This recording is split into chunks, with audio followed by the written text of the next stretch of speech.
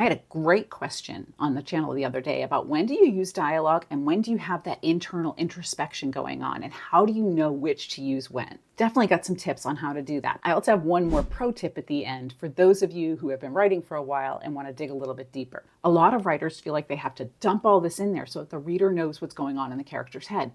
And yes, you do, but to a point. Number one, anything that you put in that the character is thinking about has to be triggered by something happening in the plot. I don't think about my dog Rags from my childhood unless I see a picture of her or somebody has a dog that looks like her or a dog that's named like that. Otherwise, I'm thinking about my current dog, which makes Daisy very happy.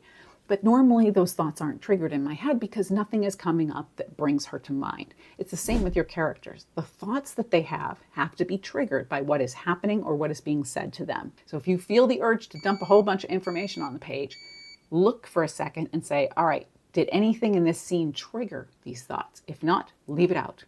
The other tip that I have is to act it out. I've said this before in some other videos, but literally getting up, moving around the room, doing the voices of the characters.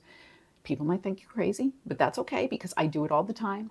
Helps you really see if the timing is right, if the dialogue feels natural, if the actions are right, and if you have the right balance between the dialogue and the thoughts. If one character is talking to another and then they stop to think for pages and pages and pages, the other character, you got to realize, is still in that space, just sitting there going, are you going to say anything? What's going on here? I want you to read those paragraphs and time them. And then play that timer again while you're just sitting there staring at somebody else. Time your balance of narrative and dialogue in a natural way so that you don't just have pages of thoughts in between talking. It also can confuse the reader because if you go from dialogue to a lot of passages of introspection, then the reader actually forgets that other character is there. And so you have to do something to bring them back around. So really balance that out. Also think, is this the right time to be having all these thoughts? If you're Tom Cruise in Mission Impossible and you're trying to outrun the bad guys in the streets of some small European town and you're, going around the corners and up over little shops and all of this and jumping off staircases, you do not have time to think about your childhood. It is not the logical time to have those thoughts. The character is busy. And when we're busy, we don't pause and think for long passages of time. You want to have a lot of action, not a lot of anything else, because you want that reader to be turning the pages super fast to make sure they get away from the bad guys. The other thing you want to do is look at the white space. White space is a visual break for the reader.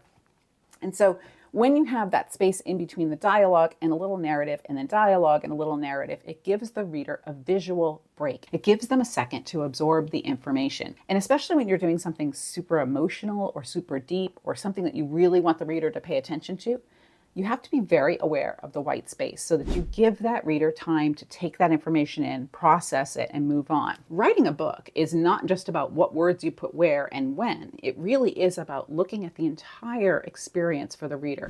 It is a visual and it is a mental experience for the reader. So both things are super important. So when you're trying to decide whether this should be internally thought about or spoken out loud, look at who else is in the scene, what you're trying to get across, how emotional this scene needs to be, and whether that is a natural time for that character to say or think that.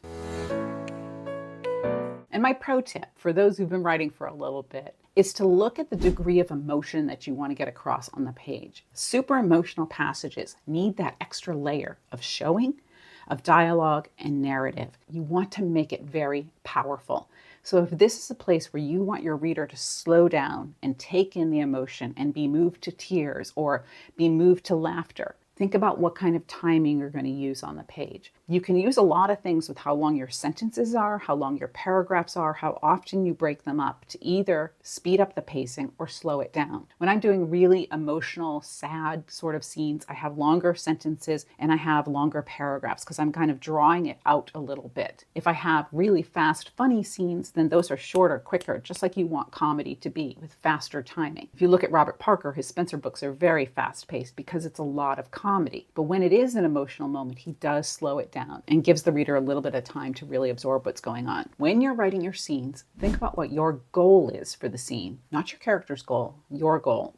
Are you trying to get across a lot of emotion? Are you trying to get the reader to slow down and really get to know your character? That helps you decide where to balance things. Maybe this is a time when your character needs to be alone for a tiny bit so they can have some internal dialogue, so that they can process what just happened to them, or give the reader a little bit more of a peek inside their head. Or maybe this is a time when you need to bring another character in to question them and bring this story out.